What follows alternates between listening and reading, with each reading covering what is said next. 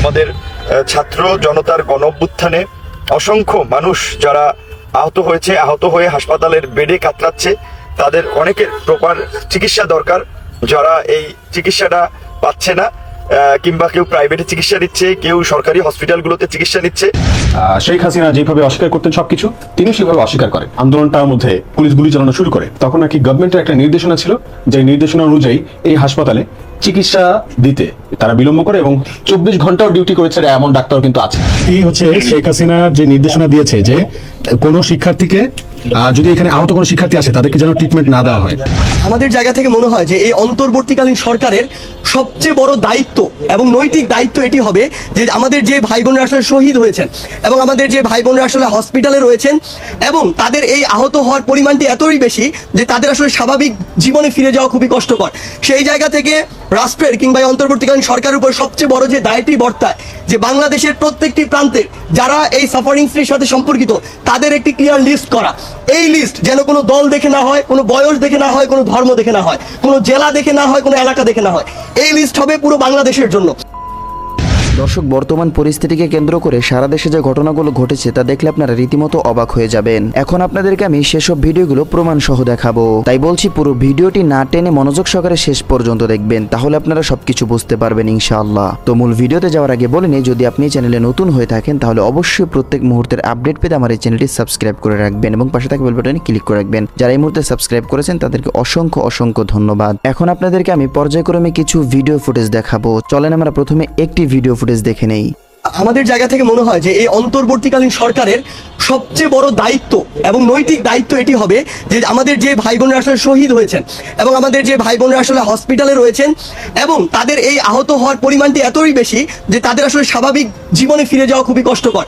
সেই জায়গা থেকে রাষ্ট্রের কিংবা অন্তর্বর্তীকালীন সরকারের উপর সবচেয়ে বড় যে দায়টি বর্তায় যে বাংলাদেশের প্রত্যেকটি প্রান্তে যারা এই সাফারিং ফ্রির সাথে সম্পর্কিত তাদের একটি ক্লিয়ার লিস্ট করা।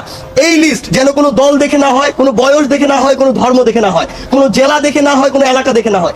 এই লিস্ট হবে পুরো বাংলাদেশের জন্য এবং সেখানে সর্বশেষ তাদের আসলে আপডেট নিতে হবে। কিছু অসুস্থতা রয়েছে যেগুলো 1 মাসের মধ্যে, 2 মাস বা 3 মাসের মধ্যে রিভিল হবে বা রিভাইভ হবে কিছু অসুস্থতা, কিন্তু কিছুগুলো রয়েছে তাকে সারা জীবন বয়ে বেড়াতে হবে। সেই জায়গায় ওই লিস্টটি পর্যালোচনা করে এই মানুষগুলো কিন্তু 2024 সালের মুক্তিযোদ্ধা।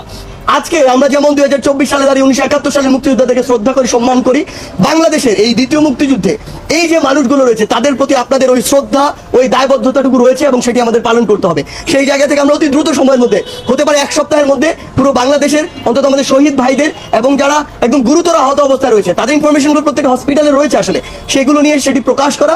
এবং আমরা জানতে পেরেছি যে আজকের মধ্যে একটি ফাউন্ডেশন হবে দেশি এবং বিদেশি সহায়তায় এই আমাদের ভাই বোনদেরকে সহযোগিতা করার জন্য। সেটি যেন সুন্দরভাবে, লুটপাটের ফাউন্ডেশন যেন না হয়, সুন্দরভাবে প্রত্যেকটি মানুষের কাছে যার যতটুকু প্রয়োজন, ইকুইটির মাধ্যমে, নট ইকুয়ালিটি, যার যতটুকু প্রয়োজন। কারো হয়তো দেখা যাবে যে এমন তার পরিবার চলার জন্য মাসে হয়তো 30,000 টাকা প্রয়োজন, কারো হয়তো যে খরচটুকু সেটুকু 10,000 দিলেও হবে। তো আমি যদি সবাইকে এভারেজে 15,000 দিই তাহলে একজন ক্ষতিগ্রস্ত হবে বা কষ্টকর হবে জীবন চলা, আরেকজন হয়তো স্বাচ্ছন্দ্যে চলবে। সেই জায়গায় ইকুইটির ভিত্তিতে সুন্দরভাবে যেন এই ডিস্ট্রিবিউশনটি হয়, সেটি যেভাবে করা দরকার সেই রূপরেখা রাষ্ট্র এবং অন্তর্বর্তীকালীন সরকার নিতে হবে। আরেকটা কথা আপনি বলেছেন যে অন্তর্বর্তীকালীন সরকারকে মাত্র 16 দিন হয়েছে, আপনি মিনিমাম 16 মাসের কথা বলেছেন। আপনার অন্তর্বর্তীকালীন সরকারকে মানে একটি স্থিতিশীল অবস্থায় আসতে আপনি সার্জিন ব্যক্তি হিসেবে বা আপনাদের যারা সমন্বয়কারী আছেন তারা কতদিন বা কত বছর সময় দিতে চান? দেখুন, আমি আপনাকে স্পষ্ট একটি কথা বলি। আমি ওই কথাটি বলেছিলাম উদাহরণস্বরূপ যে 16 বছরে যে ক্ষতি হয়েছে সেটি রিভাইভ করার জন্য অন্তত আপনার 16 মাস অপেক্ষা করা উচিত। সেই জায়গা থেকে এটি একটি মেটাফোর। তো এই জায়গা থেকে আমাদের কথাটি হচ্ছে, আমরা যখনই উপদেষ্টা মণ্ডলী কিংবা মাননীয় প্রধান উপদেষ্টার সাথে বসার সুযোগ হয়েছে বা কথা বলার সুযোগ হয়েছে, আমরা এটি বলেছি যে রাষ্ট্রের একটি স্থিতিশীল অবস্থা আনার জন্য আপনার যে সময়টুকু প্রয়োজন আপনি সেই সময়টুকু নিন। আপনি যদি একটি স্টেবল অবস্থায় না নিয়ে এসে আবার নির্বাচনের দিকে যান, নির্বাচন সামনে আসলেই কিন্তু কিছু দল, কিছু মানুষ, কিছু গোষ্ঠী একটি অপব্যবহার করার চেষ্টা করবে পুরো সুযোগটি। সেই জায়গা থেকে আপনি যখন মনে করবেন আসলে যে আপনি জনগণের দ্বারা নির্বাচনের মাধ্যমে জনগণের প্রতিনিধি নির্বাচিত করে সংসদে নতুন একটি সরকার আনতে পারবেন, ওই মুহূর্তে আপনি একটি নতুন করে আপনার এই অন্তর্বর্তীকালীন সরকার মেয়াদ শেষ করে নতুন করে নির্বাচনের দিকে যাবেন। সো এটি আসলে ডিপেন্ড করে। আমি বিশ্বাস করি আমরা যদি সকলে আমাদের জায়গা থেকে সহযোগিতা করি তাহলে এটা আশা করি দ্রুততম সময় সম্ভব। 100% কপার কন্ডেন্সারে তৈরি ভিশন ফ্রিজ, তাই গুণে মানে অটুট থাকে বছরের পর বছর। আমরা আজকেও গতদিনের মতো সকাল থেকে 5 থেকে 7টি হসপিটালে আসলে গিয়েছি। আমরা আমাদের যারা ভাই বোনেরা আসলে আহত অবস্থায় রয়েছেন তাদের খোঁজ খবর নেওয়ার চেষ্টা করেছি এবং আজকে আমরা প্রায় 2 ঘন্টা ধরে এখানে প্রায় 50 জন রোগীর সাথে দেখেছি, কথা বলেছি। মানে আসলে বাইরে থেকে বাস্তবতা একরকম, আমরা যখন এখানে আসি বাস্তবতাটি আসলে আরেক রকম। আমরা আমাদের মতো করে অনেক মতামত দিয়ে দিই, কিন্তু আমাদের রিয়েলিটিটাও একটু বুঝতে হবে আসলে। তো আমরা এই যে চক্ষু হসপিটালে যে এসেছি, এখানকার বিষয়টা একদমই ভিন্ন আসলে। মানে আমার হাতের যদি কোথাও এখানে কেটে যায়, আমার পা যদি ভেঙে যায়, এগুলোর যে ক্ষতিটা, এই ক্ষতিটা আসলে আমি রিভাইভ করতে পারি। কিন্তু এখানে এমন অসংখ্য ভাই রয়েছে যাদের চোখে এই যে ছোট যে বুলেটগুলো, অর্থাৎ পিলেট যেগুলোকে আমরা বলি, 5টি 7টি 10টি পর্যন্ত রয়েছে। এবং সবচেয়ে বড় কথা হচ্ছে 2 চোখে এই সমস্যা, এই সংখ্যাটি অনেক। এবং এখানে সবচেয়ে বড় যে সমস্যাটি, যে ওই ভাইরা আমার, তাদের সামনে কিন্তু আমরা এটি বলতে পারছি না, তাদের ফ্যামিলি রয়েছে, তারা কিন্তু আর জীবনে দেখতে পাবে না। সো এটা যে কত বড় একটি কথা, মানে তারা আর তাদের জীবনে এই পৃথিবীকে দেখতে পাবে না, এটা আসলে অনুধাবন করা ছাড়া আর কোনো উপায় নেই আসলে। তাদের পুরো ফ্যামিলি রয়েছে এখানে, এমন অনেকে রয়েছে যাদের পুরো ফ্যামিলি তাদের উপর ডিপেন্ডেন্ট, এমন অনেকে রয়েছে ফ্যামিলির একমাত্র উপার্জনক্ষম। সেই জায়গা থেকে অবস্থা আসলে খুবই শোচনীয়। আমরা আমাদের জায়গা থেকে একটা জিনিস আপনাদেরকে স্পষ্ট বলি, আমরা রিসেন্টলি যেটি দেখছি আসলে, যে সব পক্ষ থেকে যেটি হচ্ছে, যে ডক্টর থেকে শুরু করে হসপিটালের যারা বিভিন্ন স্টাফ রয়েছে, এটা সত্য যে বাংলাদেশের অনেক হসপিটালে বিগত দিনগুলোতে আমরা যেটি দেখেছিলাম যে আসলে তাদের অনেক গাফিলতি ছিল, তারা তাদের মতো করে চলার চেষ্টা করতো, মানুষের কথা কম চিন্তা করতো। কিন্তু এখনো হয়তো এরকম কিছু হসপিটাল রয়েছে, কিন্তু কিছু হসপিটাল আমরা যেটি দেখতে পাচ্ছি যে ডক্টর থেকে শুরু করে স্টাফরা তাদের সর্বোচ্চ চেষ্টাটুকু করছে, কিন্তু আমাদের বিভিন্ন মহল থেকে আমাদের মতো করে আমরা তাদেরকে হয়তো রুট ভাবে কথা বলছি, চাপ প্রয়োগ করছি, আমরা যেটা বাইরে থেকে দেখে ভাবছি সে অনুযায়ী তাদেরকে বিভিন্ন অভিযোগে অভিযুক্ত করছি। কিন্তু আজকে আমরা যেমন কথা বললাম যে কারো চোখ থেকে মনে করুন 1টি বা 2টি পিলেট আজকে অপারেশনের মাধ্যমে বের করা হয়েছে, এরপরে ওই চোখটি রিভাইভ হয়ে আরেকটি অপারেশনের উপযুক্ত হতেও প্রায় 1 মাস সময় লাগবে। এখন এই সময়ে যদি কেউ একজন ধরেন রোগী, তার ওই বিষয়ে ওই আইডিয়াটি নেই, তিনি বলে বসলেন যে বিগত 1 মাস ধরে আমার কিছুই করা হচ্ছে না, ব্যাপারটা কিন্তু এমন নয়। আমরা আবার ওই নিউজটিও বিভিন্নভাবে প্রচার করি, কিন্তু ওই অপারেশন উপযুক্ত হওয়ার তো সময়টুকু তাকে দিতে হবে। সেই জায়গা থেকে আমার মনে হয় আমাদের জন্য মিস ইনফরমেশনগুলো এভাবে না ছড়ায়, যেন ডক্টর থেকে শুরু করে যারা কাজ করছেন, আসলে অনেকে ফাঁকি দিচ্ছেন, এটাও সত্যি এই ক্রুশিয়াল মোমেন্টে, কিন্তু অনেকে দিন রাত কাজে লাগিয়ে কাজ করছেন, এমন একজন মানুষ আমার সাথে রয়েছেন। তো এই মানুষগুলো যেন ডিমোটিভেট এবং ডিমোরালাইজ না হয়ে যায়, এটি একটি বিষয়। আরেকটি বিষয় হচ্ছে যে এই যে ভাইরা এখানে রয়েছে, আমি অনেক স্টুডেন্ট পেয়েছি যারা সামনে এসএসসি পরীক্ষা দিবে কিংবা রানিং এইচএসসি পরীক্ষা দিচ্ছে। আমরা দেখছি যে আমাদের এই ভাইদের একটা আন্দোলন চলছে, সেটির বিষয়ে হয়তো অভিজ্ঞ মহল যারা রয়েছে সিদ্ধান্ত নিবে, কিন্তু সিদ্ধান্ত যদি পরীক্ষার দিকে যায়, তাহলে এখানে যারা রয়েছে আমাদের জায়গা থেকে দাবি থাকবে, একজন মানুষ তার 2 চোখ দিয়ে দেখতে পাচ্ছে না, সে হাসপাতালে এখানে কাতরাচ্ছে, তার তো বাকি পরীক্ষাটা দিয়ে পাশ করে যাওয়া সম্ভব না, তাকে ওই বিবেচনাটুকু করতে হবে, যে বিষয়গুলোর পরীক্ষা হয়েছে সেগুলোর উপরে তার যে জাজমেন্ট সেটি করতে হবে অবশ্যই। কারণ 1971 পরে দেশের এই ক্রুশিয়াল মোমেন্টে ফ্যাসিস্ট রেজিমের পতনের জন্য যারা সামনে থেকে লড়াই করেছে, আপনারা দেখবেন এখন সুবিধা নেওয়ার জন্য অনেক মানুষ আসে বিভিন্ন জায়গায়, তাদের কত রকমের ফরিয়াদ, কিন্তু রাস্তায় নামার সময় এই মানুষগুলো ছিল না। যারা রাস্তায় নেমেছিল, যারা বুক পেতে দিয়েছিল, আজকে তারা হাসপাতালে। তাহলে আপনি রাষ্ট্রের যেই ডিসিশনই নেন না কেন, তাদের কথা আপনার মাথায় রাখতে হবে। আরেকটি বিষয়, আমরা অনেকজন ভাই বোনকে দেখেছি এখানে যারা তাদের ফ্যামিলির একমাত্র উপার্জনক্ষম, তারা তাদের 2টি চোখ হারিয়েছে, 1টি চোখ হারিয়েছে। এই মানুষগুলোর উপার্জনটি করবে কিভাবে, এই মানুষগুলো তাদের পরিবারটি চলবে কিভাবে? তাই রাষ্ট্রের কাছে আমাদের দাবি, আজকে যারা রাষ্ট্র পরিচালনা করছেন অন্তর্বর্তীকালীন সরকার হিসেবে কিংবা সামনে জাতীয় নির্বাচনের মাধ্যমে যারা করবেন, তারা যেন এই মানুষগুলোর কথা কখনো ভুলে না যায়। এই মানুষগুলোর পরিবার সারা জীবন সাফার করবে। আজকে এখন বা সামনে যারা সরকার হবে, তাদের এটি হওয়ার পিছনে সবচেয়ে বড় কারিগর কিন্তু এই মানুষগুলো। তাই তাদের একটি আর্থিক, সেটি অনুদান হোক, মাসিক একটি ভাতা হোক, এরকম একটি তাদের পরিবার যেন চলতে পারে, এই ব্যবস্থাটি তাদের জায়গা থেকে অবশ্যই করতে হবে, এটি আমাদের মাথায় রাখতে হবে। আরেকটি জিনিস যেটি হচ্ছে যে আমরা আসলে বর্তমানে যে বিষয়টি দেখতে পাচ্ছি যে আমাদের এই 16 বছর একটি ফ্যাসিস্ট রেজিম চলেছে। এর আগে বাংলাদেশ প্রায় মোট 71-এর পর থেকে এ পর্যন্ত 53 বছর ধরে যেভাবে চলেছে, এভাবে চলা আমরা প্রত্যাশা করিনি কখনো। আমরা যদি আগের অংশগুলো বাদও দিই, এই 16 বছরে যে ফ্যাসিস্ট রেজিম চলেছে, সেই 16 বছরের দুর্নীতি রন্ধ্রে রন্ধ্রে ছড়িয়ে পড়েছে, সিস্টেমগুলো প্রত্যেকটি জায়গায় করাপ্টেড।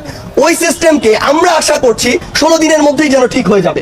মানে আমাদের সবার এক্সপেকটেশন এমন যে আমরা একটা তুড়ি মারবো আর বাংলাদেশে সবকিছু ঠিক হয়ে যাবে। 16 মাস এখনো হয়নি, আমরা দেখছি যে বিভিন্ন জায়গা থেকে মানুষ মানে ইনস্ট্যান্ট রেজাল্ট চায় আসলে। এই জায়গা থেকে আমার মনে হয় যে সকলের এই ধৈর্যটুকু ধরতে হবে, সময় দিতে হবে। অন্তর্বর্তীকালীন সরকারের এখনো 16 দিন সময় হয়নি। আমরা আমাদের জায়গা থেকে সাজেশন জানাতে পারি, কিন্তু দেখছি রাস্তায় বিভিন্ন জায়গা থেকে যেই মানুষগুলো 16 বছরে কোনো একটি সরকারের সমালোচনামূলক ফেসবুক পোস্টে একটি রিয়াকশন দিতে ভয় পেত, সেই মানুষ আজকে এই বিপ্লবের পরে সবাই দলে দলে রাস্তায় নেমে পড়ছে তার ছোট্ট ছোট সমস্যাগুলোর জন্য। ঠিক আছে, এই সমস্যাগুলো আমরা চাই সলভ হোক, কিন্তু রাষ্ট্রকে বা অন্তর্বর্তীকালীন সরকারকে তো সেই সময়টুকু দিতে হবে এই রিভাইভটুকু করার জন্য। তো আমার মনে হয় সবার জায়গা থেকে পরামর্শ আমরা দিতে পারি, কিন্তু ধৈর্যশীল হতে হবে। 16 বছরের সিস্টেম ডেভেলপ বাদ দিলাম, মিনিমাম একটা নিউট্রালাইজ হওয়ার জন্য তো 16 মাস সময় প্রয়োজন। সেই জায়গা থেকে আমি চাইবো সবাই যেন একটু ধৈর্যশীল হয়।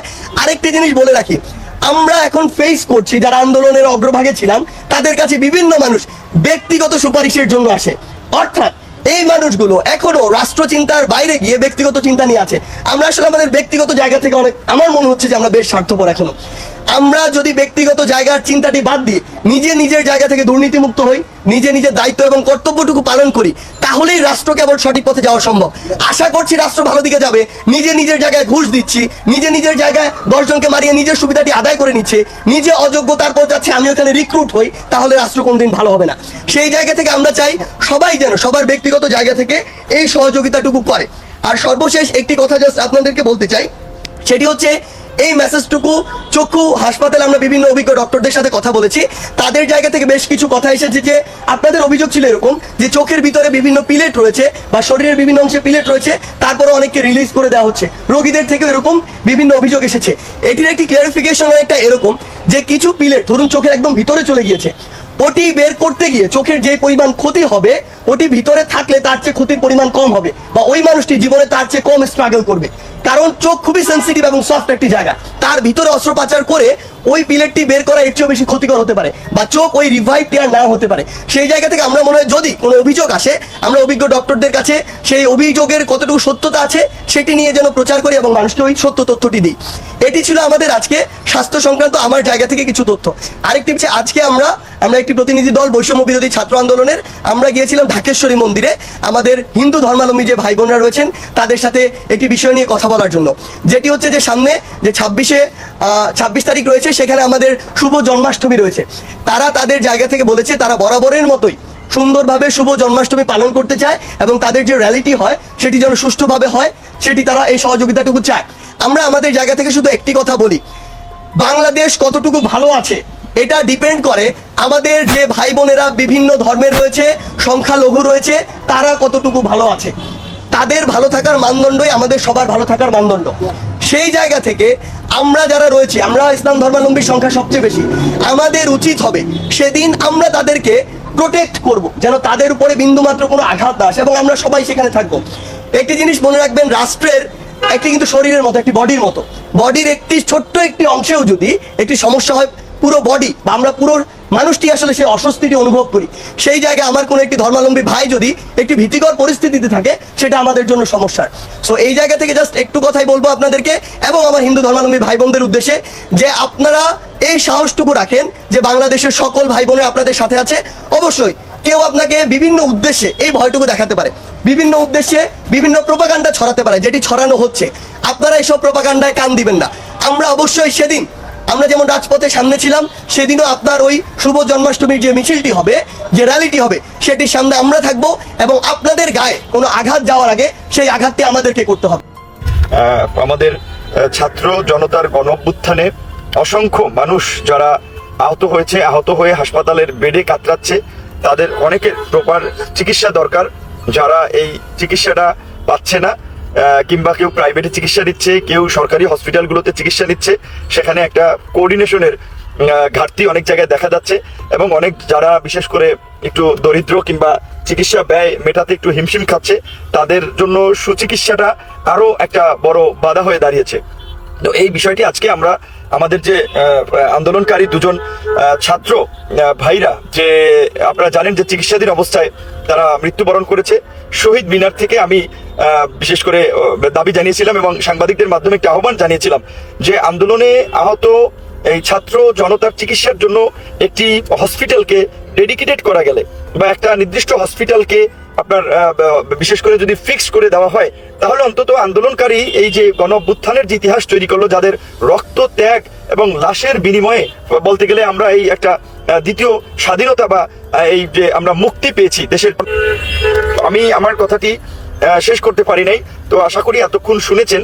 যেটি আমরা বলছিলাম যে আমাদের এই আন্দোলনকারী ছাত্র জনতা বিশেষ করে এখন যাদের সুস্থ হওয়া প্রয়োজন, চিকিৎসা প্রয়োজন, তাদের জন্য সামরিক বাহিনী আপনার সিএমএস সম্মিলিত যে সামরিক হাসপাতাল আপনারা জানেন যে ঢাকা এই ক্যান্টনমেন্টের ভিতরে, সেইটাকে তারা ডেডিকেটেড করেছে। আপনার সেনা প্রধান মহোদয়ের সাথে আমার 2 বার কথা হয়েছে। আমি যেটি বলছিলাম যে সেনা প্রধান মহোদয় আমাদেরকে আশ্বস্ত করেছে যে যাদের চিকিৎসা প্রয়োজন তাদেরকে উন্নত মানের চিকিৎসা এই আপনার সিএমএস কর্তৃপক্ষ নিশ্চিত করবে, এবং তাদেরকে যদি সিএমএস এর বাইরে কোথাও পাঠানো লাগে, রোগী খুব বেশি হয়, সেটাও তারা দেখবেন। এমনকি উন্নত চিকিৎসার জন্য যা করা দরকার আর্থিকভাবে সহযোগিতা, এবং যারা ধরেন প্রাইভেটে বিভিন্নভাবে চিকিৎসা, যে সেনা প্রধান মহোদয় এইটার সম্পূর্ণ দায়িত্ব নিয়েছেন যে কারো চিকিৎসা বাইরে করার প্রয়োজন হইলে, দেশে করার প্রয়োজন হইলে উন্নত মানের চিকিৎসা তাদের সম্পূর্ণ ব্যয়ভার আমাদের সামরিক বাহিনী বহন করবে।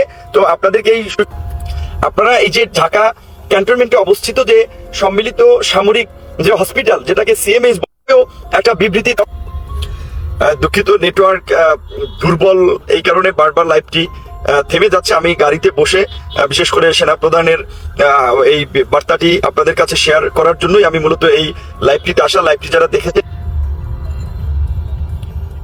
যে আমরা যেটা বলেছিলাম যে সামরিক বাহিনীর এই যে তাদের যে একটা আন্তরিক প্রচেষ্টা এবং উদ্যোগ, এটি মানুষের কাছে পৌঁছে দিবেন যাদের চিকিৎসা প্রয়োজন।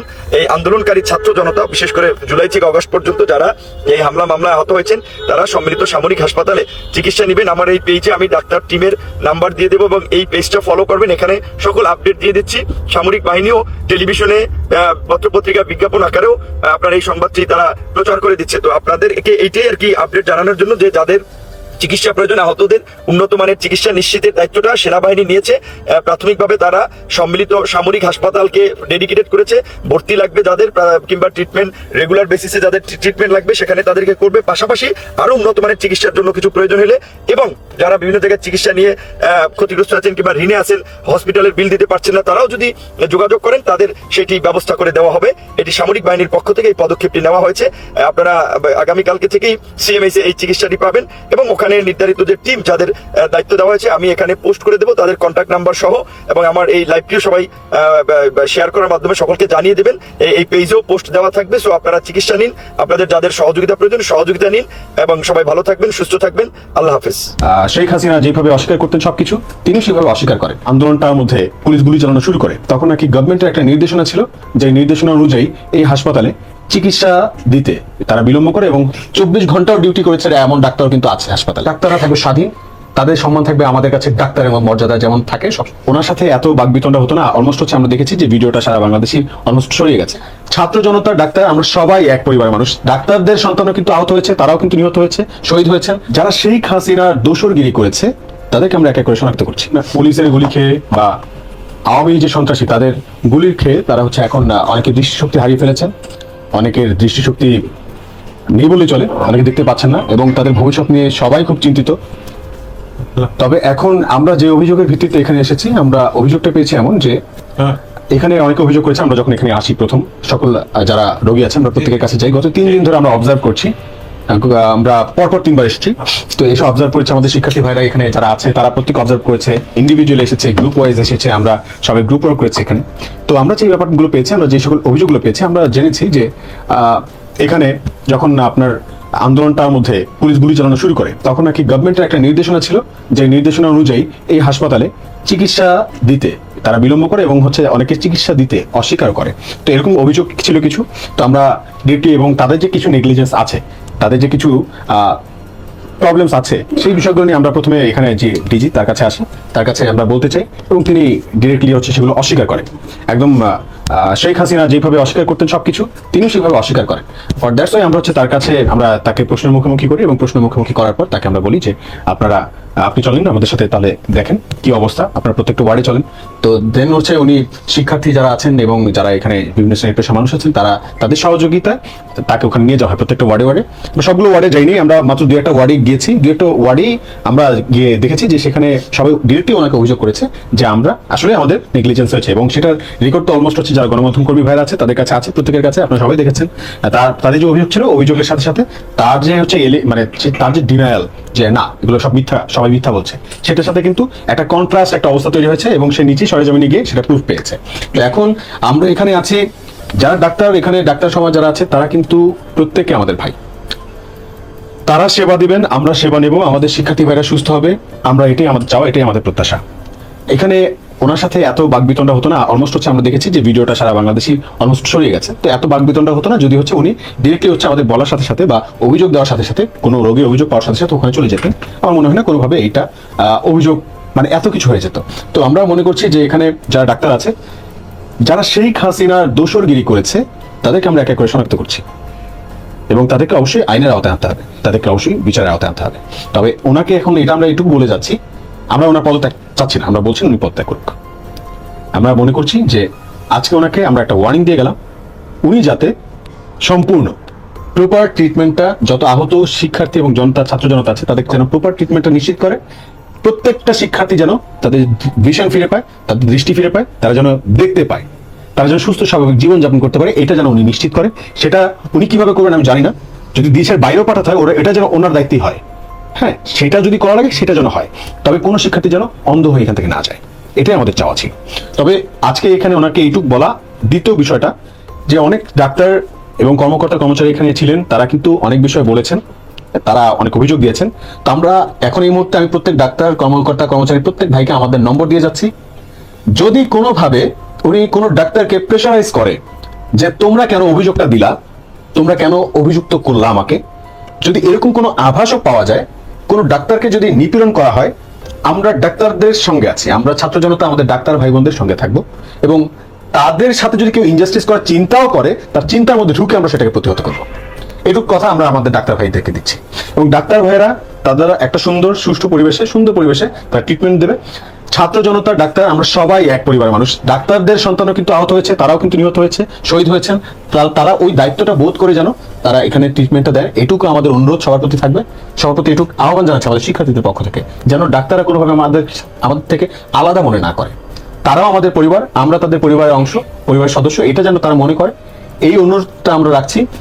আর এর সাথে এটুকু জানাচ্ছি যে যদি কোনোভাবে আজকে এটা ইনশিওর হয়ে গেল, যদি এটা আপনার মাথায় রাখবেন যে মানুষের জন্য ডাক্তারদের সম্মান আমাদের কাছে, বাংলাদেশের মানুষের কাছে ডাক্তারদের সম্মান কিন্তু তাদের যে উচ্চতা, হ্যাঁ, সেটা কিন্তু অনন্য পর্যায়ে। স্টিল নাও এখন পর্যন্ত তারা যেই পরিশ্রম করে 24 ঘন্টাও ডিউটি করেছে এমন ডাক্তার কিন্তু আছে হাসপাতালে, আমরা কিন্তু তাদেরকেও চিনি, তাদেরকেও দেখেছি, তারা কিন্তু স্বৈরাচারের দোসরগিরি করেনি। তারা অনেক নির্দেশনা থাকা সত্ত্বেও, অনেক বাধা নিষেধ থাকা সত্ত্বেও কিন্তু তারা ট্রিটমেন্ট দিয়েছে এবং বাসায় গিয়েও পর্যন্ত ট্রিটমেন্ট দিয়েছে, এমনটা আমরা কিন্তু জানি। ওই তাদের প্রতি আমাদের সম্মান, তাদের প্রতি আমাদের স্যালুট, শ্রদ্ধা থাকবে। তো আপনাদের প্রত্যেককে বলবো যে আপনারা আমাদের যারা শিক্ষার্থী ভাই আছে, যারা ছাত্র জনতা আছে, যারা আহত হয়েছে, তাদেরকে আপনারা একটু ট্রিটমেন্ট দেবেন প্রপারলি, একটু আমাদের অনুরোধ, এবং মনে কোনোভাবে ভাববেন না আপনারা আমাদের থেকে আলাদা, আপনাদের উপরে কেউ প্রেশার ক্রিয়েট করতে পারবে। আজকে যদি এটা ইনশিওর হয়ে গেল যে স্বৈরাচারী মনোভাব যদি কেউ পোষণ করে, তার ঠাঁই ছাত্র জনতার কাছে নাই। তো এটা সবাই যেন মাথায় নিয়ে নেয় এবং সবাই যেন ব্যাপারটা নিয়ে কনসার্ন থাকে, যাতে ইন ফিউচার আর কোনো যে দলে আসুক না কেন, যে রাজনৈতিক দল আসুক না কেন, কেউ যেন কোন রাজনৈতিক দলের লেজুর ভিত্তি না করে। ডাক্তাররা থাকবে স্বাধীন, তাদের সম্মান থাকবে আমাদের কাছে, ডাক্তারের মর্যাদা যেমন থাকে সবসময় সেটা যেন থাকে। কোন ডাক্তার যেন কোনো দলীয় লেজুর ভিত্তিক রাজনীতির সাথে যুক্ত হয়ে কোনো মানুষের ক্ষতি করতে না পারে, কোনো ডাক্তারকে যেন কেউ ব্যবহার করতে না পারে। শেখ হাসিনা চলে গেছে, আবার যে কোনো স্বৈরাচার দাঁড়িয়ে যাবে না, এটা গ্যারান্টি যাতে আমি এটা গ্যারান্টি আমি কেউ দিতে পারছি না। তবে আমরা এটুকু নিশ্চিত করতে চাই যাতে আরেকটা স্বৈরাচার জন্মতে না পারে, আরেকটা স্বৈরাচার জন্য এই বাংলাদেশ না জন্মায়, এইটুকু আমাদের চাওয়া। তো ডাক্তার ভাইরা আপনাদের প্রতি আমাদের শ্রদ্ধা, আমরা দাঁড়িয়ে আপনাদেরকে সম্মান দিতে চাই। আপনাদের যে পরিশ্রমটা আপনারা করেছেন, যেই আপনাদের প্রতি আমাদের শ্রদ্ধা থাকবে সারা জীবন। আমাদের ভাইদেরকে আপনারা সুস্থ করার জন্য অক্লান্ত পরিশ্রম করে যাচ্ছেন, এই ভালোবাসাটা আপনাদের প্রতি আমাদের বজায় থাকবে। আপনাদের প্রতি স্যালুট। এই হচ্ছে শেখ হাসিনা যে নির্দেশনা দিয়েছে যে কোনো শিক্ষার্থীকে যদি এখানে আহত কোনো শিক্ষার্থী আসে তাদেরকে যেন ট্রিটমেন্ট না দেওয়া হয়। স্যার এখানে একটা বিরাট বড় গ্রুপ সাংবাদিক সহ মহিউদ্দিন রনি আর আমার নাম মহিউদ্দিন রনি। আসিফ বলো। শিক্ষার্থীরা আসছে বুঝছো, গুলি টুলি খেয়ে। আবার পানি খেতে হবে, সমস্যা নেই। এই মুহূর্তে সংযোগ দেওয়া সম্ভব। কার নাম্বার এটা? কোন মেবি এডিজি। উনি কালকে আসছিল, আমরা সবাই আসবো। উনি কালকে আসছিল, এসে ভিজিট করে গেছে, সাথে আসছিল। স্যার এখানে একটা বিরাট বড় গ্রুপ সাংবাদিক সহ মহিউদ্দিন রনি আসছে, আচ্ছা বিভিন্ন ধরনের কথা বলতেছে, বিভিন্ন ইলিগেশনের কথা বলতেছে, আপনি বলছিলেন এরকম কেউ আসলে আপনাকে ফোন দিতে। ওনারা আমাকে অনেক কিছু বলতেছে, স্যার আপনি একটু কথা বলেন ওনার সাথে, মহিউদ্দিন সাহেবের সাথে একটু কথা বলেন। ফলে এখানে চিকিৎসা হয় নাই, এটা সেটা অনেক কিছু বলতেছে, কিন্তু আমি তো স্যার এই যে যেভাবে আমরা খাটাখাটি করে, যে আপনি নিজেও জানেন আমার কাছে উনি সাধারণ ছাত্র ওনার নাম হলো মহিউদ্দিন রনি। আপনি তো বলছিলেন স্যার আমাদের এখানে সমন্বয়কদের একজন আছেন, যিনি ওনার সঙ্গে কথা বলতে পারেন। হ্যাঁ নাম দেন। আপনার সামনে আছে? হ্যাঁ আমার সামনে আছে, একটু কথা বলবেন। হ্যালো, আসসালামু আলাইকুম। ওয়ালাইকুম আসসালাম, কেমন আছেন? এই তো আলহামদুলিল্লাহ। কে বলছেন কথা বলুন তো? আচ্ছা, আমরা হচ্ছে এখানে সাধারণ শিক্ষার্থী এসেছি ঢাকা বিশ্ববিদ্যালয়ের, ওনার ব্যাপারে কিছু অভিযোগ এসেছে, আমরা ওনাকে গিয়ে সরেজমিনে দেখাতে চেয়েছি যে আপনি আসেন। আপনি কোন ডিপার্টমেন্টের কোন সেশনে কোন হলে আপনি একটু বলেন তো আমাকে কাইন্ডলি। আমি থিয়েটার অ্যান্ড পারফরমেন্স স্টাডিজ ডিপার্টমেন্টের 17-18 সেশন শহীদ সার্জন ঝোড়ক হলের। আমার নাম মহিউদ্দিন রনি। ভাই আপনি আমি হাসি ভাই হাসি বলেছি ভাই। হাসিব বলো। তোমার একটু ক্লিয়ার বলেন তো। ব্যাপারটা হচ্ছে এই যে এখানে যে ব্যক্তি বসে আছে, ফোন আমরা তো ওনার সামনে দাঁড়ায় আছি, এই ব্যক্তির ব্যাপারে অভিযোগ আসছে যে যখন শিক্ষার্থীরা আসছে বুঝছো গুলি টুলি খেয়ে, এই ব্যক্তি হচ্ছে শেখ হাসিনা যে নির্দেশনা দিয়েছে যে কোনো শিক্ষার্থীকে যদি এখানে আহত কোনো শিক্ষার্থী আসে তাদেরকে যেন ট্রিটমেন্ট না দেওয়া হয়, হ্যাঁ, এবং সেটা বাস্তবায়ন করার যে মিটিংটা হয়েছে সেই মিটিং এ এই ব্যক্তিও মানে যুক্ত ছিল এবং উনি মাত্র এই কথাই বলছেন। আমার উত্তরটা শুনে না। উনি বলছে সেই সিক্রেট মিটিং উনি ছিল এবং উনি বলছে যে শিক্ষার্থী মানে ডাক্তারদের পক্ষ থেকে শেখ হাসিনার পক্ষে বিবৃতি দিয়ে, হ্যাঁ, একটা শান্তি মিছিল হয়েছে না, জানো কিনা? হ্যাঁ, তো সেই মানে দফাদারদের কবর দেয়, সেই দফাদারদের কবর দেওয়ার মধ্যে উনিও একজন। হ্যাঁ, তো সেই জন্য ওনাকে আমরা জিজ্ঞেস করতে এসেছি যে শিক্ষার্থীরা কেন ট্রিটমেন্ট পেলো না। এখন উনি আমাদেরকে লিস্ট দেখাচ্ছে যে এই ট্রিটমেন্ট পেয়েছে, এই হচ্ছে, কিন্তু আমরা নিজেরা এসে সবাইকে জিজ্ঞেস করে দেখলাম যে ভাই হচ্ছেটা কি। বলতেছে যে ভাই আমাদেরকে যখন আমরা আসছি আমাদেরকে 3 দিন পর্যন্ত অ্যাডমিটই করা নাই, আবার কি বলছে 5 দিন পর্যন্ত আমাদের দেখেই নাই, আত্মাই দেয় নাই। হ্যাঁ, এইরকম অনেকগুলো অভিযোগ আছে। তো এখন ওনাকে আমরা বলেছি যে ভাই আপনি একটু তাদের কাছে যান, শিক্ষার্থীদের কাছে যান, প্রশ্ন করেন, জানেন, আমরা আপনাকে দেখাই। তো উনি হচ্ছে দেখাতে, উনি যেতে চাচ্ছে না, উনি সব প্রশ্ন বা সব উত্তর বা সব এলিগেশনকে মিথ্যা বলে প্রমাণ করে দিচ্ছেন, উড়িয়ে দিচ্ছেন, একদম শেখ হাসিনার মতন আর কি। দেখাও করবে না। এই আর কি, এটাই বললো। আমি তো আমি এই পরিচালক ডাক্তার গোলাম মোস্তফা বলছি। আমাকে ওনারা ঘেরাও করে রাখছে। উনি যে ইলিগেশন করে দিয়েছিলেন একটাও ঠিক না। আমার কাছে সব ডকুমেন্ট আছে, আমরা একদম মানবিক কারণে প্রত্যেকটা রোগীকে চিকিৎসা দিয়েছি। এটা তদন্ত করা হোক। আমি মনে করি যে আপনাদের তরফ থেকে তদন্ত কমিটি করে এটা তদন্ত করেন। যদি তদন্তে প্রমাণিত আমি দোষী হই তাহলে আমি পদত্যাগ করবো। এখন হচ্ছে যে রনি ভাই আছে না, কি আছে সেটা আপনি রোগীদের সাথে একটু দেখা করেন। হ্যাঁ দেখা করবো না কেন, বলছি তো না।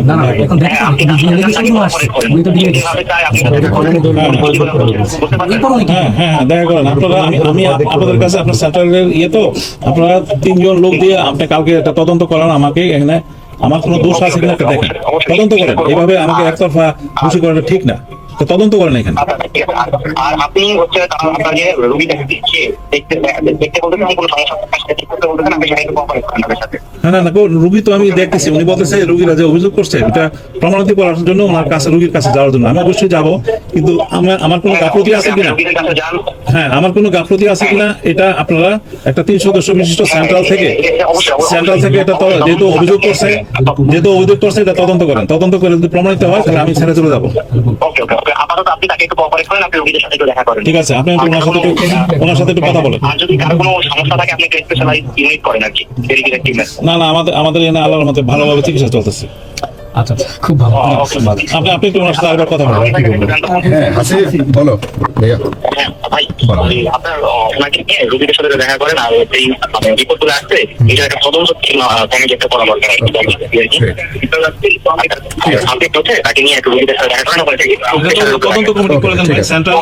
শুনুন ভাই, আপনারা সেন্ট্রালের সাজির ভাইয়ের সাথে কথা বলে দরকার হলে এই তদন্ততে সাজির ভাই থাকুক। যদি আমাদের কোনো গাফলতি থাকে অবশ্যই আমরা সেই যা আপনারা দোষী সাব্যস্ত করবেন সেটাই আমরা মেনে নিব। তদন্ত কমিটির ব্যবস্থা করেন। না আমি তো কভার করতেছি, আমি যাইতে বলছি, আমি যাবো এখন। ঠিক আছে, সমস্যা হবে না। আচ্ছা আপনি একটু স্যারকে একটু দেন। হাসিব, হ্যালো হাসিব। শোনো এগুলো এটা এত বড় হইতো না। উনি হচ্ছে প্রথমে তো আমরা যখন বলছি যে আপনারা রোগীদের সাথে যান, হ্যাঁ কথা বলেন, উনি যদি হচ্ছে তখনই একদম চুপচাপ করে যেত কোনো অসুবিধা হতো না। তো উনি হচ্ছে অ্যারোগেন্সি দেখাচ্ছে একদম শেখ হাসিনার মতো। For that's why owner allegation গুলো সব খুঁজে খুঁজে বের করা হয়েছে, এই জাস্ট। চলুন যাই। তো আমরা তোমার একটা কাজ করো, ভাই ওনাকে সর্বোচ্চ কোঅপারেট করতে বলেন এবং এখান থেকে ঠিক আছে ওকে। আর তোমরা একটা কাজ করো, এই যে ওনাকে যেই সিক্রেট মিটিং এ যে ডেকেছে, হ্যাঁ শিক্ষার্থীদেরকে যাতে হচ্ছে ট্রিটমেন্ট না দেওয়া হয়, আমরা লিস্ট পাঠাচ্ছি। তোমরা ওইখানে তোমাদের সাথে যারা আছে, এডিজি থেকে যারা আছে, তোমরা দেখো তো লিস্টের সাথে তাদের নাম মেলে কিনা, আমাকে একটু জানাও। উনি তো জানে বিষয়টা। ঠিক আছে। হ্যাঁ, একটু স্যারকে জানান। উনি তো বললেন যে তদন্ত হবে।